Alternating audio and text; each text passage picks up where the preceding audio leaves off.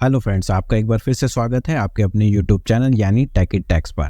आज हम लोग इस वीडियो में सीखेंगे कि कैसे आप बिना लॉगिन किए जीएसटी पोर्टल पर अपना चालान जनरेट कर सकते हैं और इलेक्ट्रॉनिक कैश लेजर में पैसे को ट्रांसफ़र कर सकते हैं। अब मेरी इस बात से आपके मन में सवाल आएगा कि चालान तो हम लोग लॉगिन करके भी कर सकते हैं या रिटर्न फाइल करते टाइम भी इसको जनरेट कर सकते हैं, तो बिना लॉगिन करे ही क्यों जनरेट करना है।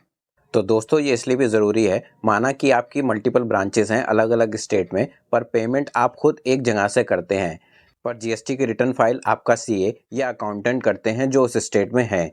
या आप किसी कारण से बाहर गए हुए हैं पर रिटर्न तो फाइल करनी है, बट आपके पास डेटा नहीं है, तो उस केस में आप फिर चालान जनरेट करके प्रॉपर हेड में पैसे को ट्रांसफ़र कर सकते हैं, जिसके लिए आपको लॉगिन करने की ज़रूरत नहीं पड़ेगी, जिसके बाद आपका सीए या अकाउंटेंट जीएसटी की रिटर्न को फाइल कर देगा। तो इन दोनों केस में आपको जीएसटी की लॉगिन आईडी और पासवर्ड की ज़रूरत नहीं है।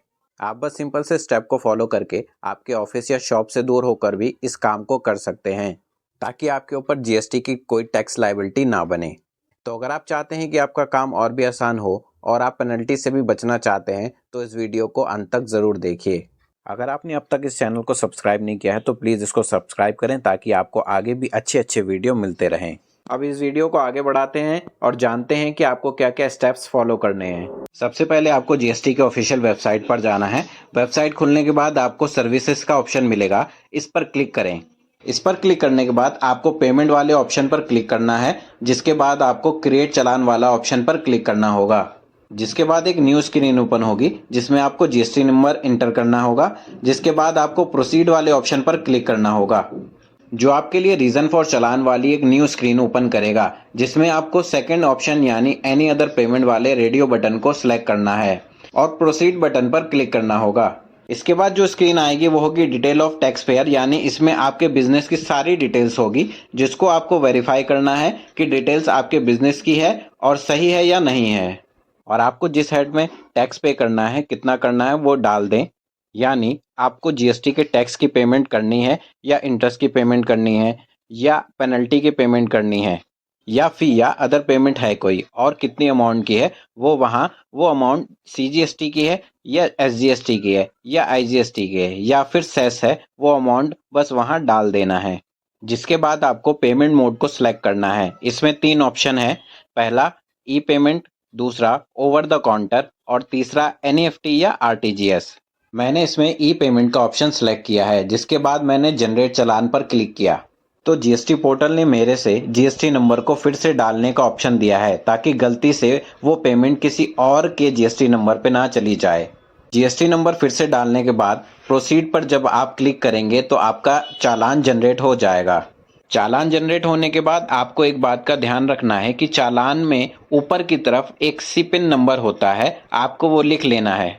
ये इसलिए ज़रूरी है कि माना आपकी मल्टीपल ब्रांचेज हैं अलग अलग स्टेट में और वहाँ पर आपका अकाउंटेंट आपके लिए जीएसटी की रिटर्न फाइल करता है, पर टैक्स की पेमेंट आप सभी जगह की एक जगह से ही मैनेज करते हैं।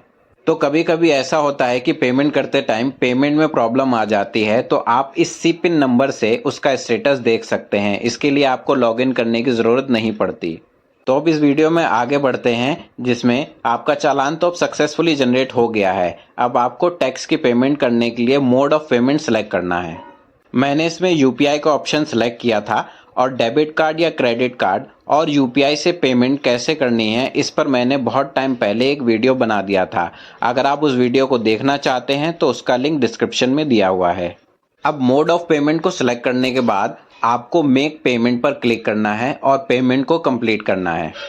पेमेंट सक्सेसफुल होने के बाद आप फिर से जीएसटी की वेबसाइट पर रीडायरेक्ट हो जाएंगे, जहां आपको चालान को डाउनलोड करने का ऑप्शन मिलेगा, जिसको आप चाहें तो डाउनलोड कर सकते हैं। इसमें आपको चालान से रिलेटेड सारी जानकारी मिल जाएगी। अब इसी के साथ हम लोगों ने बिना लॉगिन करे टैक्स की पेमेंट कैसे करते हैं ये जाना है। पर मैं एक बात यहीं क्लियर कर देता हूं कि ये सिर्फ टैक्स की पेमेंट हुई है। अभी आपको जीएसटी की रिटर्न को प्रॉपर फाइल करना बाकी है। तो सिर्फ जीएसटी के टैक्स की पेमेंट करने के बाद ये मत सोचना कि आपने रिटर्न भी फाइल कर दी है। वो आपको जीएसटी की वेबसाइट पर लॉगिन करके ही फाइल करनी है, जहां आपको पेमेंट को ऑफसेट करना होगा और प्रॉपर रिटर्न फाइल करनी होगी। तो दोस्तों इसी तरह आप बिना लॉगिन किए जीएसटी पोर्टल पर अपना चालान जनरेट कर सकते हैं और टैक्स की अमाउंट को आप अपने जीएसटी के कैश लेजर में प्रॉपर हेड में ट्रांसफ़र कर सकते हैं। तो इसी के साथ अब इस वीडियो को हम लोग यहीं ख़त्म करते हैं। आशा करता हूँ कि ये वीडियो आपके लिए हेल्पफुल रही होगी।